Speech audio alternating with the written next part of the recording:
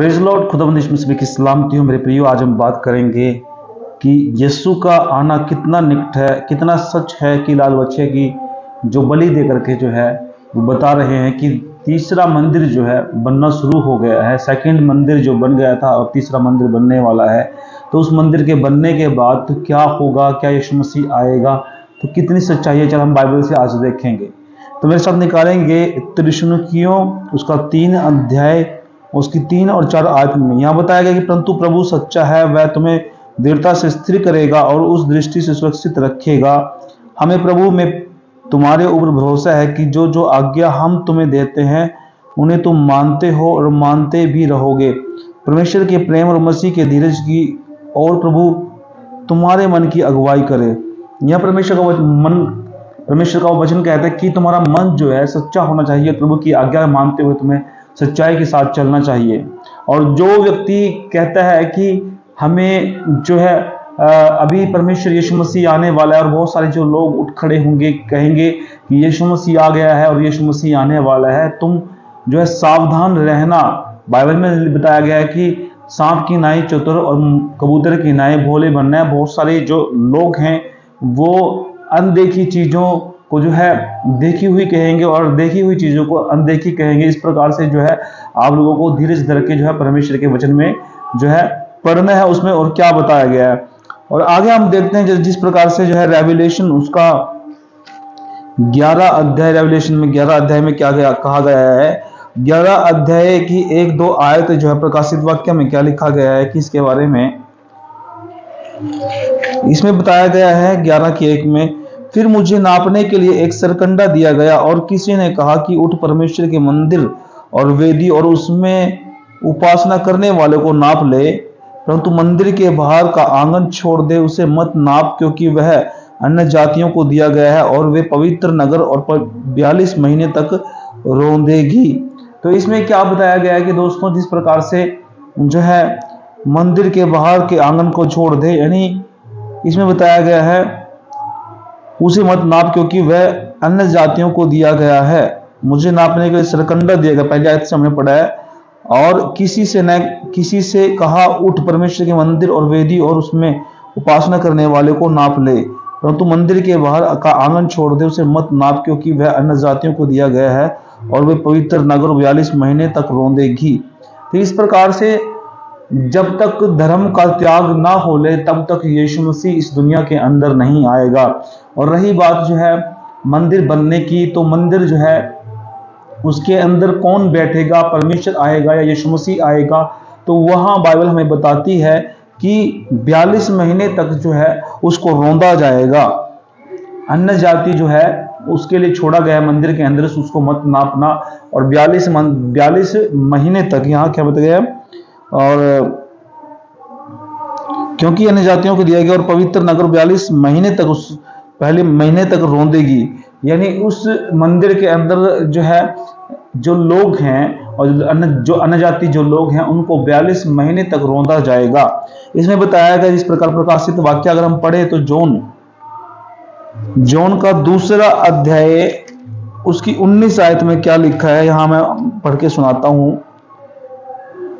John 2 उसमें यीशु ने उनको उत्तर दिया, इस मंदिर को ढा दो और मैं इसे 3 दिन में खड़ा कर दूंगा। यीशु मसीह ने किस मंदिर के बारे में बताया गया, यहाँ यीशु मसीह ने बताया है कि वह अपने शरीर के बारे में कहता था कि इस मंदिर को तुम ढा दो और मैं इसे 3 दिन में बना दूंगा।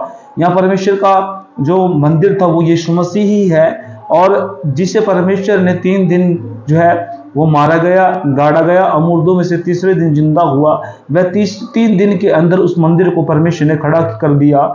इस प्रकार से जो है पुराना नियम वो बीत गया। यीशु मसीह ने नए नियम के तहत यीशु मसीह जब आएंगे बादलों पर वो हमें लेकर जाएंगे। जब तक यीशु मसीह नहीं आएंगे तब तक हमें तैयार रहना है। और यीशु मसीह कब आएंगे मैं आपको बताना चाहता हूँ। इस आयत के अनुसार यह उस मंदिर की बात नहीं हो रही जो मंदिर इजरायली लोग बना रहे हैं, उस मंदिर की बात हो रही है जो यीशु मसीह ने अपने शरीर को उन लोगों के सामने सौंप दिया जो पवित्र लोगों को मारते थे, चाहे उसमें सदूकी हैं, रोमी हैं, फरीसी हैं, या बहुत सारे जो लोग हैं मसीह आत्मिक लोगों को मारते थे। क्योंकि जो लोग सच खरी बातों को उनके सामने रखते थे, फरीसी जो है, फरीसी दिखावा पसंद करते थे। वो बड़े बड़े चोले पहने करके जो है सड़कों पर और चौराहे पर जो है कोनों पर खड़े होकर लंबी लंबी दुआ करते थे। इस प्रकार से उनकी जिंदगी जो है दिखावा वाली जिंदगी थी, आत्मिक नहीं थे। इस प्रकार से परमेश्वर ने कहा कि तुम दिखावे वाली जिंदगी मत जीना। परमेश्वर का वचन यही कहता है कि यहाँ जो मंदिर की बात हो रही है, तो यहाँ परमेश्वर का वचन कहता है कि यहाँ परमेश्वर ने अपने बारे में कहा था कि इस मंदिर को तुम ढा दो, मैं इसको 3 दिन में खड़ा कर दूंगा। और बहुत से लोग कहते हैं कि ये ठीक है, ये क्या कह रहा है, इस मंदिर को बनाने में बहुत साल लगे हैं और ये 3 दिन में खड़ा कर देगा। यहाँ परमेश्वर उस मंदिर की बात कर रहे हैं जो अपना शरीर है। यीशु मसीह ने जो है अपने आप को उनके सामने हाथों में कर दिया, क्योंकि बाइबल में लिखा है कि जिसे स्वर्ग से दिया जाए, स्वर्ग से ना दिया जाए तो वो कैसे हासिल कर सकता है, कैसे पा सकता है। इसी प्रकार से परमेश्वर ने उनको ऊपर से आज्ञा दी, इसी प्रकार से उनके हाथों में किया, वो मारा गया, गाड़ा गया, मुर्दों में से तीसरे दिन जिंदा हुआ। और हमने पढ़ी, और उसके बाद मैं बताता हूँ कि जो है कि 9 अध्याय, प्रकाशित वाक्य 9 अध्याय, इसकी रेवलेशन जो है बताया गया इसकी 17 अध्याय में, प्रकाशित वाक्य 17 अध्याय में क्या लिखा है, इसमें आगे हम पढ़ेंगे। जो है 17 अध्याय, इसकी 4 आयत यहाँ बताई गई है, 17 की 4। यह स्त्री बैंगनी और लाल रंग के कपड़े पहने थी और सोने और बहुमूल्य मणि और मोतियों से सजी हुई थी, और उसके हाथ में एक सोने का कटोरा था जो घृणित वस्तुओं से और उसके विचार की अशुद्ध वस्तुओं से भरा हुआ था। अब यहाँ मैं आप लोगों को बताना चाहता हूं कि वो कटोरा किसके हाथ में था। वो व्यभिचारिणी थी और लाल रंग के वस्त्र पहने हुए थी। अब वो किस नगरी के बारे में बात करता है, या प्रकाशित वाक्य में आप लोगों ने पढ़ा, तो स्पष्ट रूप से मैं भी नहीं बताऊंगा कि मैं उसका, जिस प्रकार से परमेश्वर का आत्मा मुझे गाइड कर रहा है कि मैं वो चीज थी, तो आप बता सकते हैं कि जो लाल रंग का वस्त्र पहने हुए कौन सी स्टेट है वो, कि किस देश की स्टेट है, तो उसको परमेश्वर ने बताया गया है इसके अंदर। और आगे हम पढ़ते हैं दानियेल की पुस्तक, जो है दानियेल की पुस्तक में यहाँ क्या बताया गया है। और पहले हम पढ़ेंगे कुरिन्थियों में, पढ़ेंगे कुरिन्थियों का 6 अध्याय, कुरिन्थियों के अंदर 6 अध्याय के अंदर क्या बताया गया है इसमें। कुरिन्थियों उसका 6 अध्याय, अगर आपके पास बाइबल हो तो 6 अध्याय के अंदर क्या बताया गया है इसमें, 6 की 19 यहाँ पढ़ेंगे। क्या तुम नहीं जानते कि तुम्हारी देह पवित्र आत्मा का मंदिर है जो तुम में बसा हुआ है और तुम्हें परमेश्वर की ओर से मिला है, तुम अपने नहीं हो। यानी परमेश्वर का वचन कहता है तुम पवित्र आत्मा के नहीं, तुम परमेश्वर के मंदिर हो। हम मंदिर हैं जीते जाते, इसलिए मुझे नहीं लगता कि इन चीजों पर विश्वास करना चाहिए कि वो मंदिर बनेगा तभी यीशु मसीह आएगा। स्पष्ट रूप से परमेश्वर का वचन यहाँ कहता है कि हम परमेश्वर के मंदिर हैं। हम क्या है, परमेश्वर के मंदिर हैं। और आज हमें इस मंदिर के अंदर तैयार होने की जरूरत है, इस मंदिर को तैयार करने की जरूरत है। आपको आत्मिक होने की जरूरत है, आपको पवित्र होने की जरूरत है। बाइबल में कहा है कि जो लोग पापी हैं वो पापी होते जाएंगे अंतिम समय में, और जो पवित्र हैं वो पवित्र होते जाएंगे। बहुत से लोग जब ठोकर खाकर बैकस्लाइड भी हो जाएंगे, और बहुत से लोग वापस भी मुड़ जाएंगे। लेकिन जब मसीह आएगा हमें लेने, तब हर घुटना उसके सामने टिकेगा, हर आंख उसे देखेगी, और फिर वो जो है परमेश्वर के सामने माफी मांगेंगे। और जो परमेश्वर में समर्पित हुए हैं, जो पुनरुत्थान के लिए जो है जिनको परमेश्वर उठाएगा पुनरुत्थान के लिए, वो है धरती ने निगल लिया या आग ने निगल लिया, पानी ने निगल लिया, तब परमेश्वर में वो उठा लिए जाएंगे और उठाकर परमेश्वर के साथ स्वर्ग में चले जाएंगे। तो इस प्रकार जो है बताया गया है, यहाँ बताया गया है कि 19 के अंदर, क्या तुम नहीं जानते कि तुम्हारी देह पवित्र आत्मा का मंदिर है और तुम में बसा हुआ है, और तुम्हें परमेश्वर की ओर से मिला है, और तुम अपने नहीं हो, और क्योंकि तुम दाम लेकर मोल लिए गए हो, इसलिए अपनी देह के द्वारा परमेश्वर की महिमा करो। तो हमें इसकी महिमा करनी है और परमेश्वर में बढ़ना है। तो यहाँ हमने कुरिन्थियों पढ़ा है। उसके बाद हम देखते हैं जो है कि दानियेल की पुस्तक में क्या बताया गया है। आप लोग पढ़ सकते हैं दानियेल की पुस्तक अगर आपके पास हो तो। यहाँ बहुत सारे जो लोग हैं कहते हैं कि तीसरा जो है मंदिर, सेकंड मंदिर या तीसरा मंदिर बनने जा रहा है। तो इस प्रकार से यीशु मसीह आने वाला है, अपने आप को तैयार कीजिए। और जो है कि यीशु मसीह आ गया तो फिर क्या होगा। बहुत सारे जो लोग हैं गलत शिक्षा का जो है गलत शिक्षा बांट रहे हैं और गलत शिक्षा के साथ साथ जो है भोले लोग जो है उसका शिकार हो रहे हैं। तो इसमें यह बताया गया है कि दानियल की पुस्तक उसका 11 अध्याय में हम पढ़ेंगे पहली और दूसरी आयत से। तो चलिए हम मेरे साथ पढ़ेंगे, ये 11 अध्याय निकल चुका है।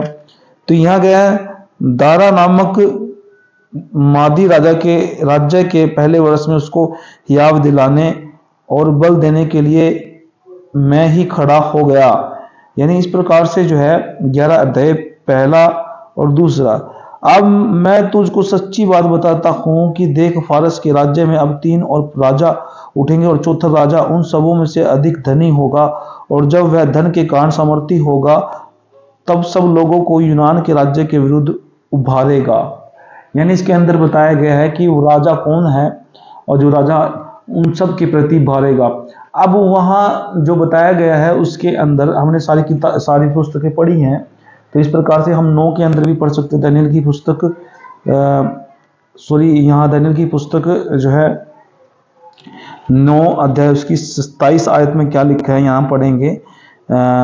यहाँ बताया गया कि वह प्रधान और सप्ताह के लिए बहुतों के संग दृढ़ वाचा बांधेगा, परंतु आधे ही सप्ताह के बीतने पर वह मेल बलि और अन्न बलि को बंद करेगा, और कंगूरे पर उजाड़ने वाली घृणित वस्तु दिखाई देगी। निश्चय ही ठनी हुई बात के समाप्त होने तक परमेश्वर का क्रोध उजाड़ने वाले पर आ पड़ेगा। अब उस मंदिर के अंदर कौन बैठेगा? उस मंदिर के अंदर वो कहेगा कि मैं मसीह हूं और मैं आ गया हूं। इस प्रकार से कुछ समय के बाद वो जो है मेल बलि जो है बंद करा दी जाएगी, और उन पर जो है फिर उन पर जो है निश्चय ही समाप्त हो जाएगा, और क्रोध और उजाड़ने वाला पर पड़ेगा, वो उजाड़ने वाले पर उस पर पड़ेगा। और आगे हम देखते हैं 9 की हमने पढ़ी है 27, फिर 24 से 27 हम पढ़ेंगे जो है कि 9 की यहाँ पर पढ़ सकते हैं आप। यहाँ तेरे लोगों और तेरे पवित्र नगर के लिए 70 सप्ताह ठहराए गए हैं। उनके अंत तक अपराध का होना बंद हो, और पापों का अंत और अधर्म का प्रायश्चित किया जाए, और युग युग धार्मिकता प्रकट हो, और दर्शन की बात पर भविष्यवाणी पर छाप दी जाए, और परम पवित्र का अभिषेक किया जाए। इसलिए यह जान और समझ ले कि यरूशलेम को फिर बसाने की आज्ञा के निकलने से लेकर अभिषेक प्रधान के समय तक 7 सप्ताह बीतेंगे। फिर 62 सप्ताहों के बीतने पर चौक और खाई समेत वह नगर कष्ट के समय में फिर बसाया जाएगा। उन 62 सप्ताहों के बीच पर अभिषिक्त पुरुष काटा जाएगा और उसके हाथ कुछ न लगेगा, और आने वाले प्रधान की प्रजा नगर और पवित्र पवित्र स्थान को नष्ट तो करेगी, परंतु उस प्रधान का अंत ऐसा होगा जैसा बाढ़ से होता है, तो भी उसके अंत तक लड़ाई होती रहेगी, और क्योंकि उसका उजड़ जन निश्चय ठान लिया गया है। वह प्रधान 1 सप्ताह के लिए बहुतों के संग दृढ़ वाचा बांधेगा, परंतु आधे ही सप्ताह के बीतने पर वह मेल बलि और अन्न बलि को बंद करेगा। तंबूरे पर उजाड़ने वाली घृणित वस्तुएं दिखाई देंगी, और निश्चय ही ठनी हुई बातों के सप्ताह होने तक निश्चय परमेश्वर का क्रोध उजाड़ने वाले पर पड़ा रहेगा। यानी जिस प्रकार से बताया गया उसके अंदर एक जो है एंटी क्राइस्ट उसके अंदर बैठेगा, और उस प्रकार से जो बहुत सारे उसके वादे किए जाएंगे, बहुत सारी भविष्यवाणी की जाएगी, उन पर बहुत सारी मोहरें लगेंगी, लेकिन यीशु मसीह का जो है क्रोध उनके ऊपर आ पड़ेगा। और इस प्रकार से बहुत सारी जो है क्रोध आने के बाद जो है इस जो है देखते हैं हम नगरी के अंदर। वे नगरी कौन है? ये नगरी है जो है यरूशलेम, इजराइल जो नगरी है, इसके अंदर बहुत सारे वादे होंगे, बहुत सारी बातें होंगी, लेकिन यीशु मसीह जो है वहाँ उनके ऊपर वो क्रोध आ पड़ेगा और उनको दंड देगा। तो यह मैं बताना चाहता हूँ, किसी के बहकावे में मत आना कि यीशु मसीह आने वाला है। यीशु मसीह तब आएगा जब तक पूरे बाइबल के अंदर बताया गया है कि धर्म का त्याग ना हो ले, हर एक जो गुडना जो है वो परमेश्वर के सामने टिकेगा। और मैं बताना चाहता हूँ कि जो है जिस प्रकार से 9 से लेकर 24 तक, 9 अध्याय की 24 से 27 तक हम पढ़ी, और जो है देह के बारे में बताया, वो देह जो है परमेश्वर ने हमें बताया है। वो पहले तीसरे दिन के बारे में कहा कि वो अपनी देह के बारे में बताता है, और फिर जो मंदिर है वो मंदिर हम हैं, पवित्र मंदिर।